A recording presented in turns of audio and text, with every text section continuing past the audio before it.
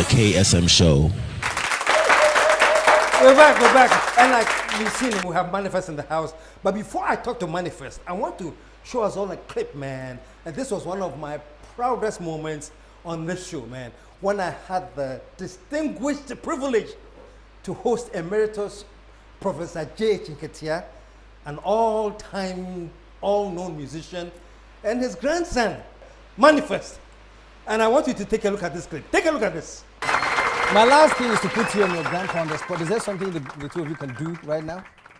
Okay, it's possible. Possible? I think I'll start something. Grandpa has a gigantic collection. Yeah. So maybe I'll begin something and maybe he will share with something from his collection. Why not? I am a living drum. I come from the land of the phantom from when it's time for war or it's home or war. You can hear me in the streets with Bobo, knocking in your eardrums like Kokoko, me. My cipher is infinite. Exquisite when I visit, I'm dressed in leather. Crickety for your listening pleasure. Crickety, please apply the pressure. I beat for the chief, not the court jester. Embodiment of soul, I speak with the tongues of old since Adam like Nketia on GTV. I'm the Ghana Muntie, Sultan and Council, Tony, woman no sit bibini, but yeah, they alive and well. Sounds like heaven, but it's hot as hell.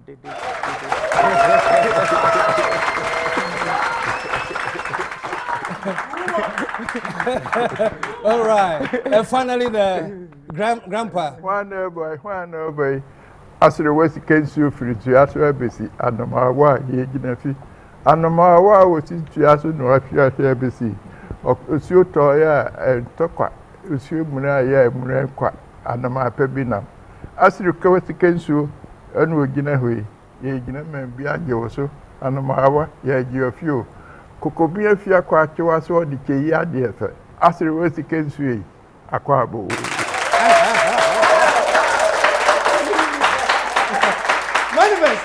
You remember that? I do. So I think it was 2010. Oh, wow, you even remember the date? I do remember. It was. Wow. Don't forget, it was a big deal. I'd arrived by making it onto your show. And on top of making it onto your show, I had a special moment of being there with my grandfather. Yes. That had never happened before. Wow. So it just gives me such incredible warmth seeing that. It's legendary, it's historic. It also reminds me of the fact that he lived in the moment. He never grew old. You know, he enjoyed himself and allowed space to experience new things. Yeah. He was rapping on your show. Your show is the only play, you know, it's historic. So, yeah, no, I was looking forward to some collabo with you and him, man. It might be, what do they call it, post? Yes, now we have this virtual stuff. Yeah, we'll figure out some things. For years, I've been trying to figure out how to remix some of his stuff or to do that kind of collaboration, but I take care with it because, you know, it's he and his classics. I mean, the level and the bar of excellence he's raised, you don't just go and play around with his work. But he was so open, and on this show, in 2010, it was just amazing for me and my grandfather to be here and just have that moment. It was fantastic, wonderful. man. Yes, For me, it was to say the least awesome. Awesome. But maybe I've come from a family history of greatness, eh? I mean, your granddad was Professor J. Emeritus, and your dad is the great Tsatsu Chikata. I know, no pressure when you say it that way, right? No pressure. No pressure. Yeah, no. I mean, I think, and many more, to be honest. You know, and many more. Not in terms of my aunties, my uncles, you know, my mother. I think all of them have had such great influence on me. Obviously, my father and my grandfather have had the notoriety and fame in the world, and well deserved and well earned, of course. Yeah. But I've been that. I think that is my greatest privilege, having access to brilliant people. Wow. People of integrity, people of principle, people of purpose, and people who never were complacent with low standards. So some things that I take for granted by believing in some of the things they believed in, I take for granted that everybody else does, but it's not the case. So then sometimes I don't need to know because they're not easily impressed. Because you have high standards. Yes, and they're not easily impressed. And you insist on the standards. Not easily impressed. Not because anybody is better than anybody, but we as human beings should aspire to be the best that we can be whilst we're on earth. My grandfather was still writing books in his 90s. Wow. As if he has not achieved anything in life. Wow. And at the same time would come to my shows. as if he couldn't do Yeah. better things with his life. So so I definitely, in that respect, having access to my grandfather, my father, and all these other people, I think is what constitutes living a charmed life for me. It's being near greatness next and having no excuse then to not do better. Yeah. Your father studied law. He's become a law guru. Was law anywhere in your thoughts? Anywhere? Did law? I know you studied economics, right? Yeah, I did. You did. You know, I just only had one moment. My grandmother always makes jokes, my father's mother, about currently she makes jokes about thank you for finally breaking tradition, because on my father's side there's my auntie, my uncle Fui, my uncle. I mean, there's lawyers. There's all lawyers over. everywhere. And my mother as well used to be a lawyer. Oh, your mother was a lawyer. Was a lawyer before she went into ministry, which is of the Christian nature. But so it was all around. But I don't think it was my calling. But I don't know yet, because I do have a fascination with certain things. But I don't know yet. But as so far in my life, it's not been my calling. I don't know yet. Never rule out anything. Never rule out anything. Yeah, exactly. I want to find out how you got into music. But before then, this we just came out of this trial, this petition thing. Did you at any point have a chance to watch it, or like, oh, that's that? It was no big deal to you, or were you still interested in anything he was doing? How he laid that segment, or it's just that? I was very interested. I won't even lie. On radio, TV, etc. Really? I So you're sometimes would following be it? doing my work and then following, because yes, it's these are monumental times in our country and our history and in our when it comes to constitution, when it comes to so many different things. So I would be remiss not to have followed it. And it was very engaging. This one, more than the OJ trial in America. And Ghanaians have a penchant for football and politics, so I guess I'm just Ghanaian. Yes. Okay, so you took a keen interest. Absolutely. Yeah. Was there one moment for you that you say, that's my dad? Or, was there any moment in there that you really were captivated? I think for a person like that, all his moments are quite something. I mean, he's very sharp and at his age and yeah, he's very brilliant and thorough, and it's inspiring to see. It has nothing to do with him being my father, to be able to objectively observe it and say, the man is playing no games with what he's doing. And I think in anybody, in whatever you do in life, at that point, that's what you have to do. But you ask me if there's any moment I remember, of course, the infamous bridge. You put the bridge there. I'm trying to find the person who put the bridge there and took it away, and where the bridge is now, whether it's in Kintampo or it is in Volta, the bridge is... The case of the missing bridge. I think I probably need to drop the bridge freestyle. Oh, that would be interesting, Yeah, the bridge, yeah. Let me challenge you. Let's put M.anifest on the spot. Oh no, not today. No, it has to be. Hey, after what they did in court, I have to do a proper one. You have to take your time. Yes, take my time. Hey, no, I can't. But I'm looking forward to it too. Oh yeah. M.anifest First head here, freestyle, the bridge. The bridge. I don't know. I might have to chill on that. Yeah. These days they say that the Supreme Court says we shouldn't say much about them. Yeah. So I have to beware. We have a special permission from me. For you. Yeah. You protect me. I'll protect you. You hide don't me worry. here. I got your back. I got your back. Cool. So now let's talk about music. Yeah. When did you start thinking music? What, did it just spring up on you? Because when you first appeared, you were about or just about arriving to Ghana, making your, and you were talking about getting into the music and all of that. I was already into it, but I was taking another leap of faith to start again. Okay. I began in America, but I guess I'll let you complete your question, which was where were the beginnings? Yes. The beginnings, I think, came from childhood, and just like any Ghanaian child, just being around music, but maybe taking a keener interest in music, really loving it. whether I'm hearing reggae in some bar. Not that I wasn't going to the bar. I was Just happened to happened to walking by, because I grew up in Medina, so a place like that too would be alive with music. Whether it's a cassette shop there that's playing Buju Banton or whatever, and then hip hop came about, and those times I would listen to, I think it was GBC, the only radio, AM radio. Yeah. And then so I was always fascinated. So it started early, but I didn't think of myself as a potential creator of music. But then, of course, then I had the added advantage of being around my grandfather and everything he did, and not realizing how subconsciously that was informing me and exposing me to a bigger world of music, even just outside of pop music.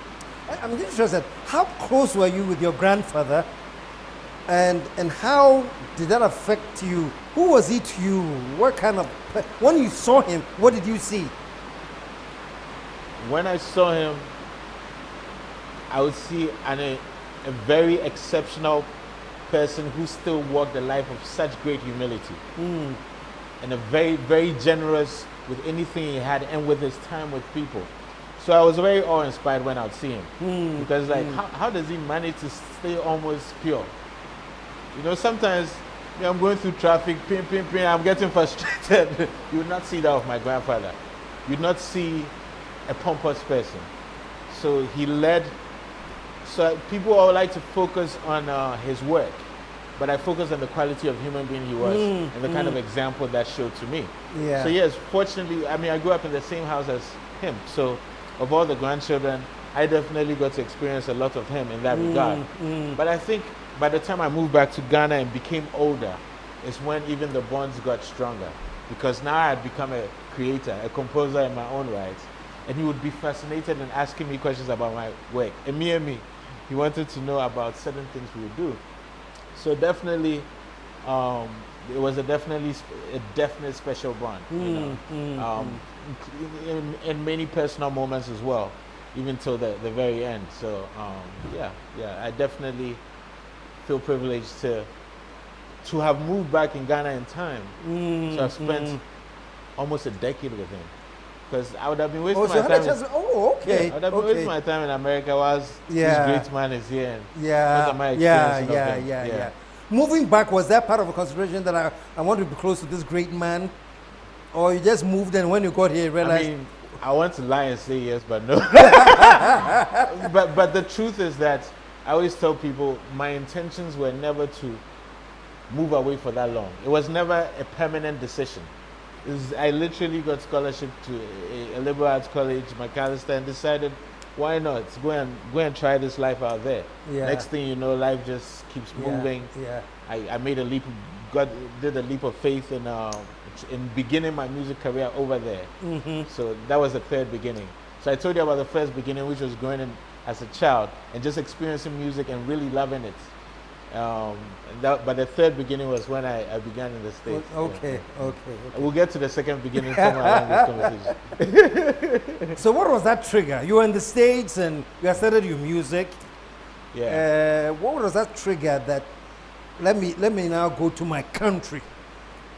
What was the reason? What was why you wanted to be back in Ghana? If I'm being honest, it was more of beginning to be more self-reflective and realize that I should stop allowing life to just take me wherever it could lead me, and seize control of my narrative and my life.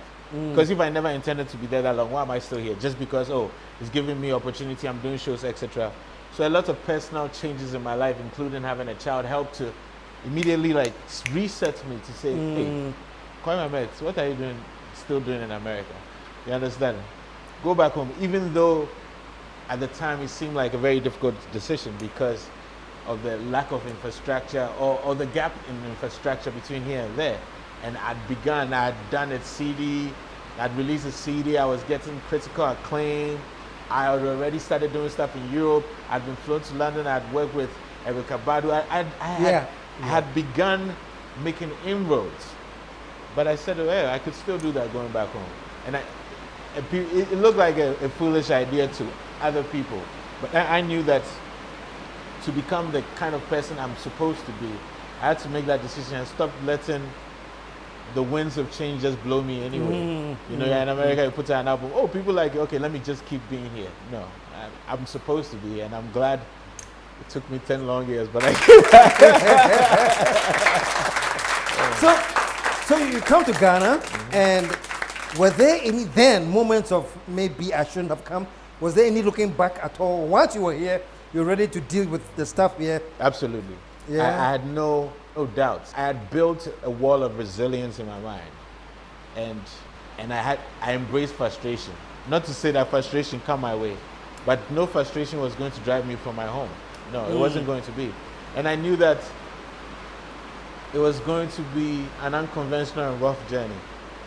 It was going to be a lot of pebbles and gravels. So if I was barefooted, I'd have to make my own shoes, whatever it is. So yeah, it's a learn as you go kind of country and figure it out. And if there's something that doesn't exist and you're unhappy about it, create it. Don't wait for it to see. You know, that's one thing I actually love about sometimes the frustrations. We are a generation or in a time in our country's history where if you're a young person, like my grandfather was still a young person, and you say this doesn't exist, why doesn't Ghana, whatever, the next thing you can do is to be the one to bring that into existence. And that we should actually take that to be, we should embrace that as we are shaping history the same way the founding fathers didn't have independence, so they created it. There was no dam, so shout out to Nkrumah. We have to bring things into manifest things that we hope to be part of our society. For you personally, anything that, particular things that you think you have to manifest, if you will? Yeah, I mean, almost everything. Almost everything. You know, whether it's in the absence of many great performance spaces, we've had to adapt and make performance spaces out of spaces which are not traditionally performance space. Now we do our manifestivities at the Bukom Arena, a boxing arena, but it's become a great music venue for us. So we're always thinking of innovative ways to break the mold, you know. Maybe Cactus Creek could become another one of those spaces. There's that, but there's, you know, the final thing is there's just so much missing in terms of being able to incubate small creative ideas the way they do in tech startups and other things, right? So from having an idea of a comedy variety show or something, a KSM show or something, and taking it from my idea stage to something that's prosperous. And so currently I'm working with a friend of mine who runs Impact Hub to try and create that kind of thing here, to kind of incubate some creative ideas and take them from local promising ideas to global successful ideas. So that's going to be hopefully a long-term thing that one works on. So these are kind of things that don't exist, and if you say they don't exist, you try and create them. And hopefully you find the right people who you can connect with and try and figure it out. Yeah. Who does M.anifest listen to? Who do I listen to? Yeah. So when I was coming up, I definitely liked Gregory Isaacs, Buju Banton. Gregory Isaacs, yeah. Buju Banton. I like the Fugees. I like Nas. I like Naughty by Nature. So it was a lot of reggae and hip hop. And then I listened to the music of my mother too. My mother would play Benguaco in the car. She would play Jimmy Cliff. Yeah.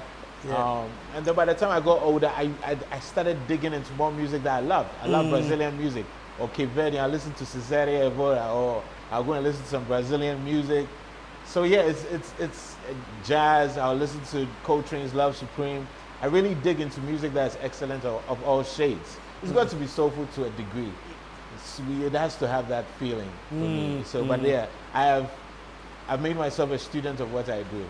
So it doesn't matter if it is jazz or Palm One High Life. I would delve into it and study it and enjoy it as well. So yeah, I mean, I'm trying to think of what I'm currently trying to expand in. I mean, I'll give you an example.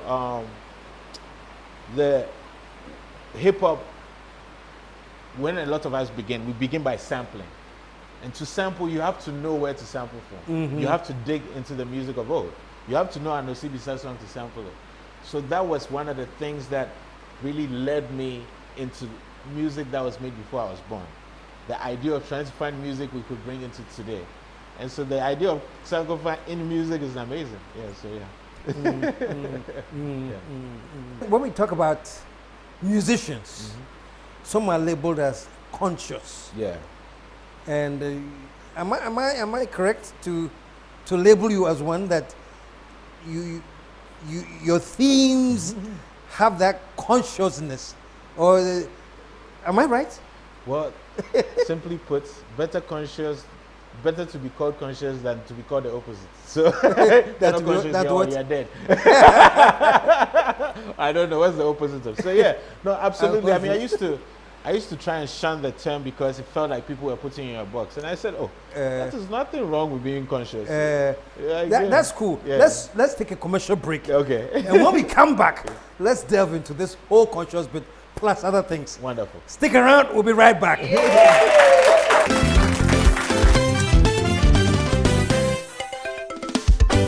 The KSM Show. Charlie, Easter is coming on, and we have moved from Kwawu to Abri. So this Easter, man, I'm telling you, Cactus Creek is offering you what we call the Easter Royale. Friday to Monday, long weekend. Come over to Cactus Creek and hang out. Grills, chill palm wine, anything you want, you find at Cactus Creek. See you next weekend where it is happening at Cactus.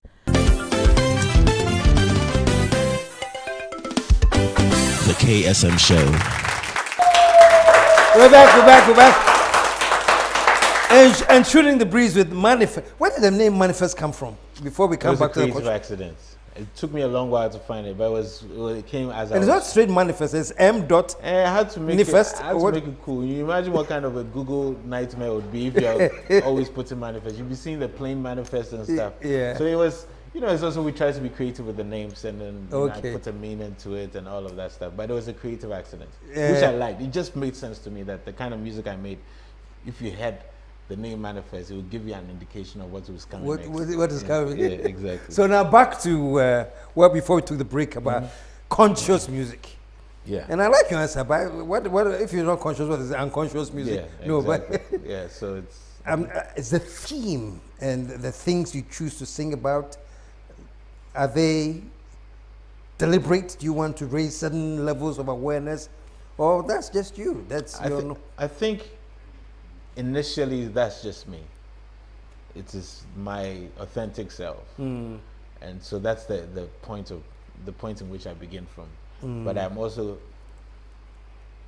unapologetically a progressive person in trying to see us do better, and myself do better, hopefully. So in that regard, I put myself in that kind of creative zone where I'm unafraid to touch anything that has to do with us as a people, as many different aspects of it. And then me as a person, I also put myself on the chopping board in my music. And other people even through that will look at certain songs and be like, I can relate to that. So that's the approach. I don't actually go into the studio with an intention of being preachy or to say today, but there are certain triggers. There are certain triggers. Like maybe one day I'm there, I'm like, hey, every rainy season there's floods. I'm watching TV or something, so it might be a creative trigger, but I'm not approaching it as trying to with any kind of messiah complex of anything of sorts. But there's a balance. It's always about balance. I'm able to talk about everything. One day is meanwhile I'm talking some chaotic love song. The next day is some, as they would say, some battle rap. So whatever it is, I allow myself the freedom to be fully me. And I think that's where people misunderstood me initially. They thought being able to say something in your music meant you were one-dimensional. They weren't listening to the album, so they didn't know the full range of what I could do. So when I would do one or two things, they'll be like, hey, that guy, a wicked guy. So, but I allow myself to be there, and hopefully I grow as a person to creatively be able to make contributions that change people, transform people. If all the music I make doesn't have any transformation on people, then it's a waste of time. Really? Yes, for me. Yes, because I remember the transformation the music I grew up listening to had on me, whether it was Bob Marley or a Nas or some Tupac. I remember the transformation these things had on me. Profound So transformation. it's important for you as an artist that in the expression of your art, there must be some relevance to contemporary issues. Or Yeah, or just human thought and human life. You know, even if it's providing solace to somebody. I was on an IG live with a friend of mine recently that I released a song with, Vic Mensa, and we brought on a couple of fans.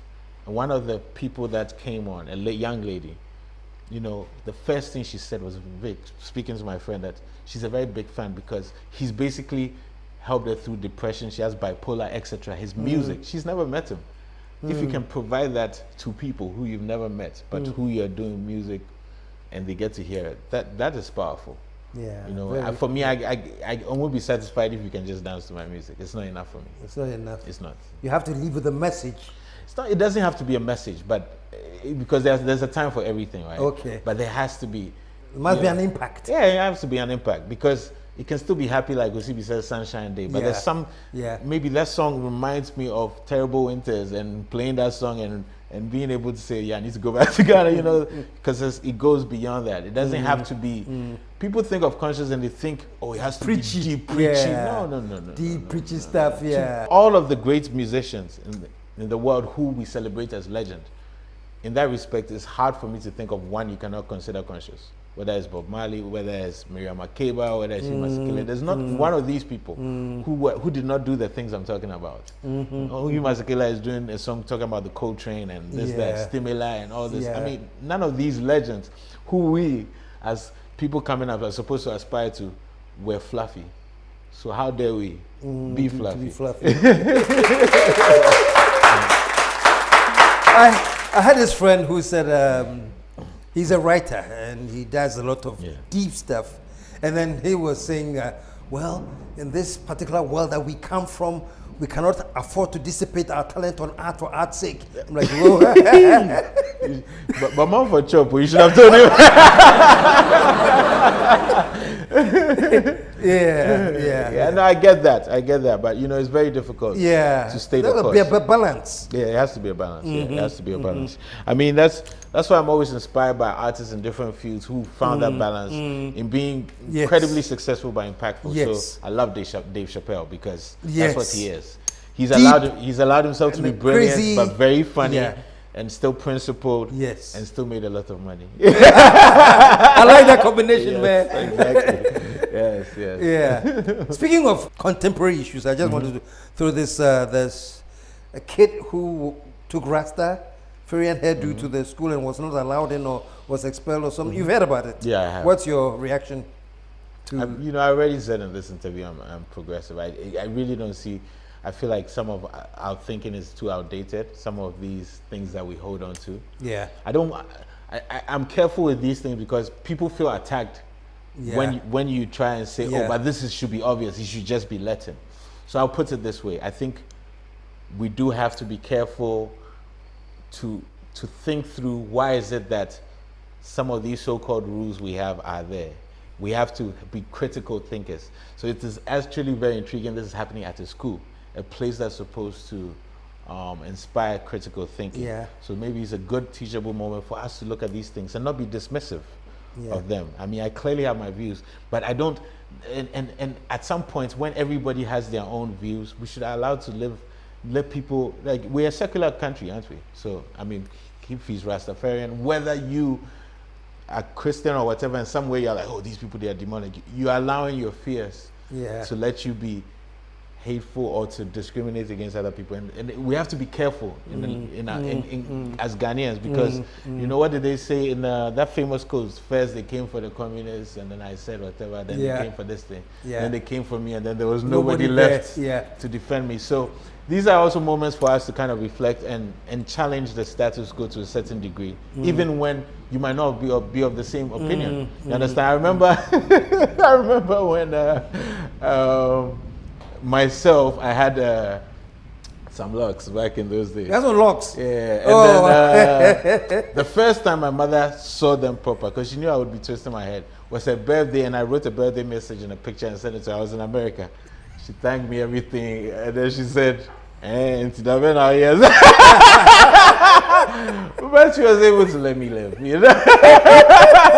Well, fine. So I mean, yeah, I know. So that, look, it's an interesting time for young people to, I guess, to also take ownership of changing things that we don't believe should still be there. You understand? So it's also on us to not just complain about things, but to find ways to change it. You know. And I heard that the kids' parents say they are going to courts. Yeah. So that is an interesting. But that's interesting, you know. The kids' parents say they're going to court, so it's now the parents are Rastafarians, and they're going to court to talk about the hairstyle of the of the kid. Yeah. And they are appearing before lawyers and judges who are all wearing wigs, which are worse than the rest. I didn't say it. I'm sorry. I mean, there's a deep irony in that. The very, There's you a know, deep irony they're in wearing blonde wigs Yeah. in Africa. There's a deep irony in that. And they're going to, It was kind of jarring watching even my father wear that. No lie. I wasn't going to say that. No. But hey, the rules of court. So I guess. But I shouldn't. Please cut. I'm kidding.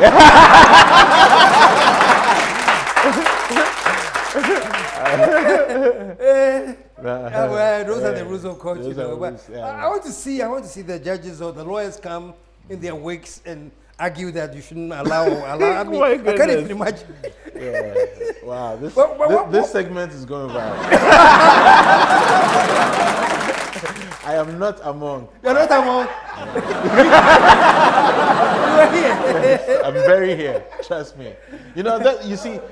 But I'll tell you one thing, and this is what I've realized sometimes. So one of the things I've chosen to do now, much to the chagrin of some of my friends, is that I've chosen to, for instance, not tweet much about things like this because I think it's important to speak about them. So I choose my moments, like when I have a great moment like this with you, which a lot of people will see, to try and thoughtfully give my opinions and support for things that are necessary. And then also, very importantly, back to the conversation before, if I can, what you just said, which was a punchline, if I put it in a song, that is a hit. Imagine what kind of transformation would do to people. Be like, that thing you say, that thing you talk, it's true. It will have more impact than anybody telling them in school. Yeah. Because that has an impact. Because that has an impact on me, and it has an impact on people. When people are being taught that bibini, brony, and all these colorist things, etc., people start being colorists. You are being taught that from a child. Yeah. The messages of cool are this. Yeah. And so if we can figure, art is very powerful in that matter. Whether it's the movies you watch, etc., it can normalize terrible things, or it can make a problem of things that should not be normalized. Yeah. Well, what frustrates you? I mean, you've come to Ghana, you're getting into the music, you've made rounds, you've won awards.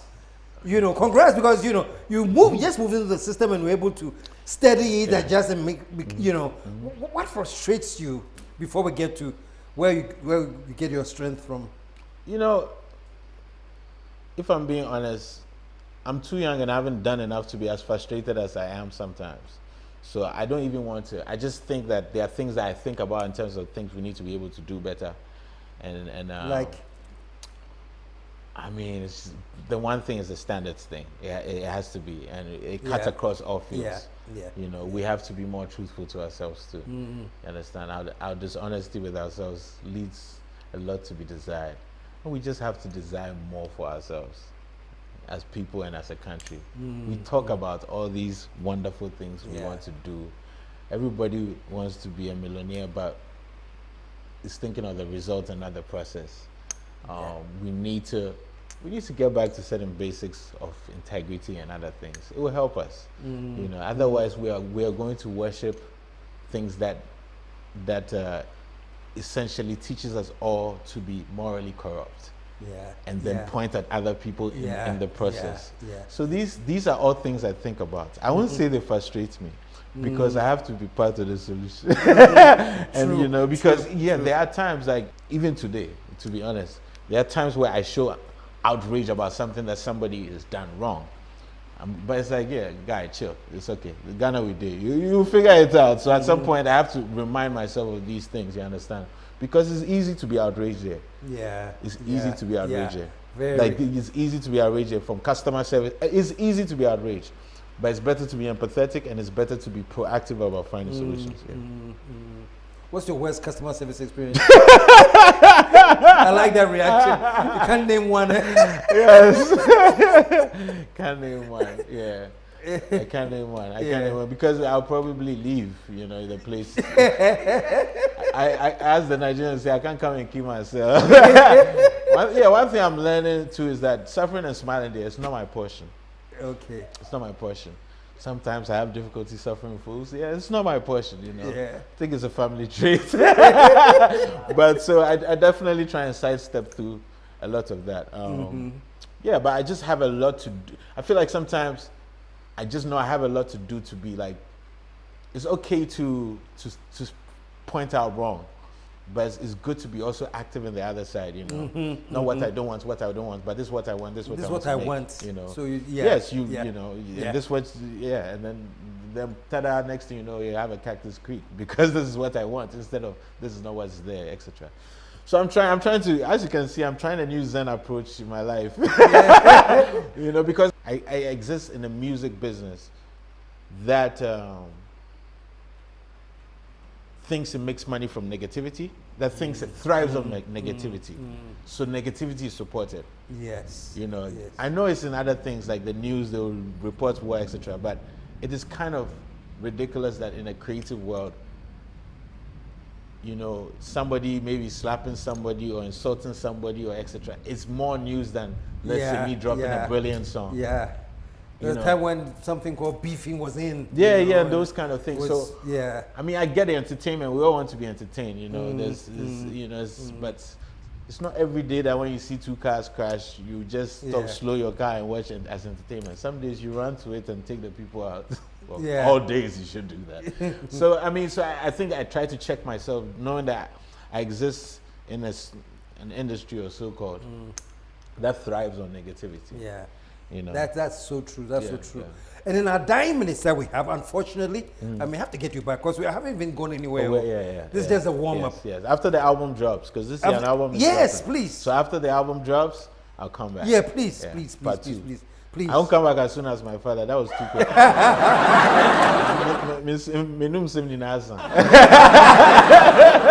My last power I take out today, I beg. And how's your private life? How is your romantic life? That's why it is private and it is romantic.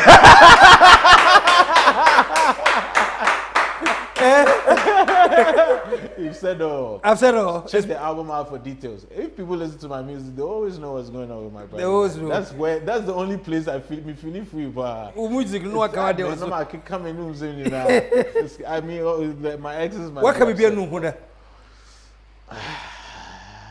No. You thought about it? Because all names have been changed to protect the guilty. So no, not yet. And if it is, I probably compartmentalize it somewhere. Not really. Yeah. I think there are things I always think I could have said better. Okay. But anything in particular that I regret? No, I probably. So when is the new album? Do we have any timelines? We don't know yet. We don't know yet. If I say it to the village people, try and. So it shall come like a thief in the night. And you'll be here, promise. I'll be here, yes. But I want to say it's such an honor. You know, this is my third time here, and you know, it's surreal that now I can have this opportunity, like I can do this, and I don't want to take it for granted. So I want to say thank you very much. And it's such an honor. And because even off camera, you are generous enough to afford me the same kind of generous interaction, you know, and this is how we, the young people, we learn. So thank you. Anytime. Thank you. So thank you too, man. Wonderful. M.anifest, y'all.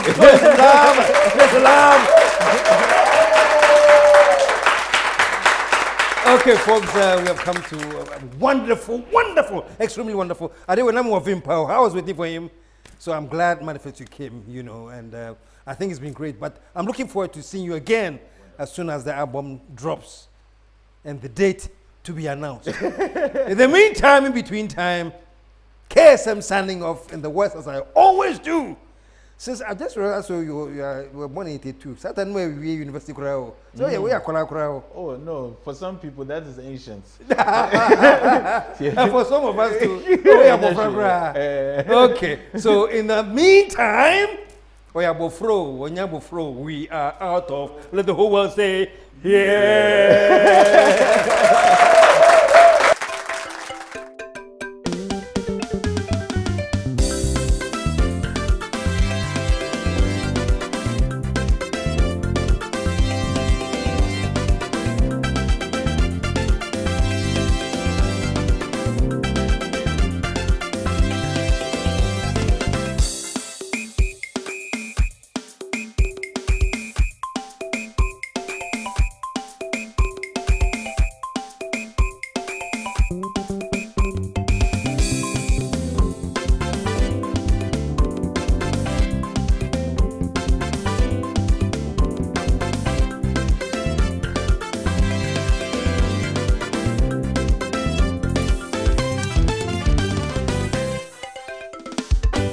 The KSM Show.